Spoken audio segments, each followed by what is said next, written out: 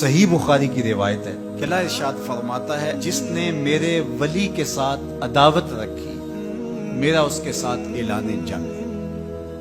تو پھر کتنا حساس معاملہ ہو گیا جب ولی کی عداوت، ولی کی دشمنی اللہ سے دشمنی قرار پائی کہ اب اس کا میرے ساتھ اعلان جنگ ہے، تو اب پھر ہمارے لیے ضروری ہو گیا کہ ولی کو پہچانے کہ ولی ہے کون، کہیں ہم اس کی مخالفت نہ کر بیٹھے اور ہم اللہ جل شانہ کے قہر و غضب کا شکار نہ ہو جائیں۔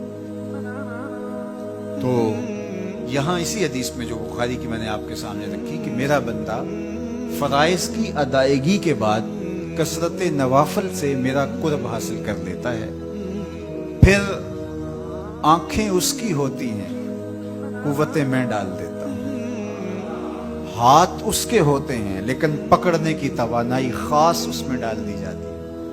فَكُنْتُ سَمْعَهُ الَّذِي يَسْمَعُ بِهِ، کان اس کے ہوتے ہیں لیکن وہ میری اس دی ہوئی خاص قوت سے سنتا ہے۔ ہاتھ اس کے ہوتے ہیں لیکن پکڑائی کی قوت خاص طور کے اوپر میں اس میں ڈال دے۔ پاؤں اس کے ہوتے ہیں لیکن وہ میری عطا کردہ خاص قوت سے چلتا ہے۔ آصف بن برخیہ آنے واحد کے اندر تخت بلقیس لے آیا کہ نہ لے آیا؟ قرآن نے بیان کیا نا، آنے واحد میں 1 مہینہ جاتے ہوئے لگتا تھا، 1 مہینہ آتے ہوئے لگتا تھا۔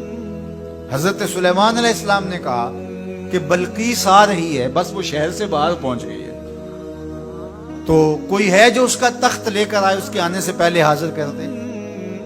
اور وہ تخت مکفل کر کے آئی تھی، 60 ہاتھ چوڑا تھا، 80 ہاتھ لمبا تھا اور کئی ہاتھ موٹا تھا۔ تو کہا کوئی ہے جو اس کے آنے سے پہلے لے آئے؟ قال عفریت من الجن، ایک جن کھڑا ہو گیا کہ آج حضور میں لے آتا ہوں۔ کب لاؤ گے؟ کہا کہ مجلس برخاست ہونے سے پہلے پہلے تخت آ جائے۔ بڑی بات تھی، لیکن سلیمان نے کہا نہیں، مجھے اس سے بھی پہلے چاہیے۔ کیا شان ہے، پیغمبر نے کہا مجھے اس سے بھی پہلے چاہیے۔ تو پھر کیا ہوا؟ قرآن پڑھیے، قال الذی عندہ علم من الکتاب، جس کے پاس کتاب اللہ کے علم کا کچھ حصہ تھا۔ زبور ساری کا عالم نہیں تھا، زبور کی کچھ آیتوں کا عالم تھا۔ اس نے کہا آنا آتی کا بے، جی حضور میں لے آتا ہوں۔ یہ تو دوپہر تک لا رہا ہے، تم کب لاؤ گے؟ کہا قبل ان یرتد الیک طرفک، آپ آنکھ بعد میں جھپکیں گے، تخت پہلے پڑا ہوگا۔ یہ قرآن نے کہا ہے نا۔ اور ابھی حضرت سلیمان نے آنکھ جھپکی نہیں تھی تو تخت سامنے پڑا تھا۔ جب اس کو دیکھا تو بے ساختہ کا ھذا من فضل ربی، یہ میرے رب کا فضل ہے جس نے میری دہلیز کے ایک خادم کو یہ طاقت عطا کی کہ 1 مہینے کی مسافت سے اتنا بڑا تخت آنے واحد میں آنکھ جھپکنے سے پہلے حاضر کر دیتا ہے۔ آنا آتی کا بے ہی، لفظ سنیے، آنا میں، آتی کا آتا ہوں، بے ہی اس کو ساتھ لے کے، یعنی میں ابھی گیا اور ابھی آیا اور تخت بھی لے آیا، اور وہ وہاں سے غائب بھی دکھائی نہیں دیا اور تخت بھی وہاں موجود تھا۔ اور حضرت سلیمان نے کہا کہ یہ میرے رب کا فضل ہے، اور اس کہانی کو میرے رب نے قرآن میں بیان فرمایا۔ جو کرامات پچھلے انبیاء علیہ السلام کی امتوں کے اولیاء کو حاصل تھی، وہ اس امت کے اولیاء کو بھی حاصل ہو سکتی۔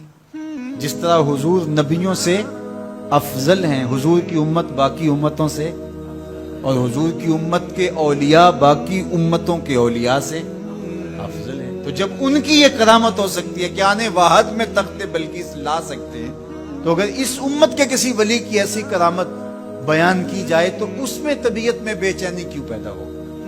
یہ تو حضرت سلیمان کی امت کے ولی کو بھی اللہ کمال دیا ہے، تو محمد عربی کے غلام کو کیوں نہیں دے سکتا؟ تو جو حضرت شاہ نقشبند بخاری علیہ رحمہ کا ذکر کیا جاتا ہے کہ جب آپ کی خادمہ کو اور آپ سے عقیدت کا دھم بھرنے والی خاتون کو کابل میں محل کی چھت سے دھکا دے دیا گیا، اور جب وہ نیچے پہنچی تو حضرت شاہ نقشبند بخاری علیہ رحمہ نے اس کو جو ہے وہ آسانی کے ساتھ زمین پہ رکھ دیا، تو حیرت سے آنکھیں پھٹی رہ جاتی ہیں اور پوچھتی ہیں کہ آپ کب آئے، آپ تو بخارے میں تھے؟ تو برجستہ بولتے ہیں تو از چبارہ آمدی من از بخارا آمدہ، تو چبارے سے چل پڑی تھی، میں بخارے سے چل پڑا تھا۔ تو یہ حضور کے غلاموں کی شان ہے، اور یہ کوئی جو ہے وہ بعید نہیں ہے۔ باقی رہی بات یہ عقل نہیں مانتی، تو معجزہ اور کرامت ہوتے ہی وہی ہیں جو عقل انسانی کو عاجز کرتے ہیں۔ جو عقل میں آ جائے وہ تو فن ہوگا۔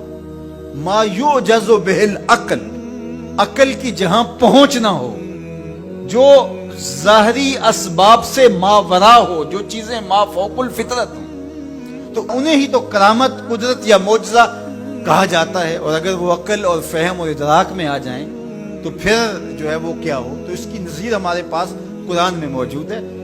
اب اللہ کا ولی کون ہوگا؟ حضور علیہ السلام سے پوچھا گیا، ابن مردوی اور باقی لوگوں نے روایت کیا کہ حضور ولی کون ہے؟ تو حضور علیہ السلام نے ارشاد فرمایا، اذا رؤوا ذکر اللہ، جس کو دیکھو خدا یاد آ جائے، جس کو دیکھنے سے رب یاد آ جائے، جس شخص کی صحبت میں بیٹھ کے رغبت دنیا کم ہو اور رغبت آخرت بڑھ جائے، اس کی صحبت غنیمت سے۔ اچھا، قرآن نے جو ولی کی علامت بیان فرمائی وہ یہ ہے، الذین آمنوا وکانوا یتقون، یعنی ولی کی جو علامتیں ہیں وہ ایمان اور تقوی ہے۔